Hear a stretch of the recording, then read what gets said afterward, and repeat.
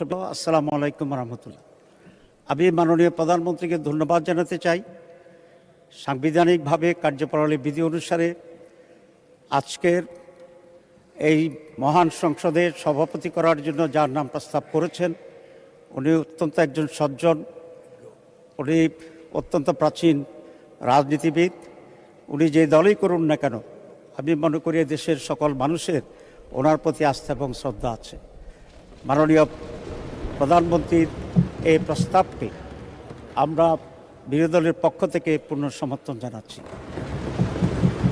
তবে এটা আরও খুব ভালো হতো যদি মাননীয় প্রধানমন্ত্রী বা তার প্রতিনিধি এই বিষয়ে বিরোধী দলের সাথে একটু আলোচনা করতেন। আমরা অবশ্যই তখনও এটাকে গ্রহণ করতাম অত্যন্ত আনন্দের চিত্তে। তো আমি আশা করি আগামীতে এই ধরনের যে সমস্ত বিষয় আসবে আলোচনা করা সম্ভব। তো সরকারি দল বিরোধী দলের সাথে আলোচনা করলে পূর্বান্নেই এটার পরিবেশটি আরও উন্নত হয়।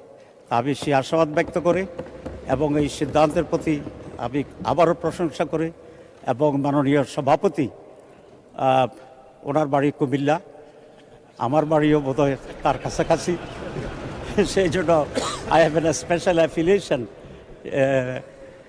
ওনার সাথে আছে। সব মিলিয়ে অত্যন্ত আনন্দ চিত্তে সমর্থন পুনঃব্যক্ত করে ধন্যবাদ জানিয়ে শেষ করছি।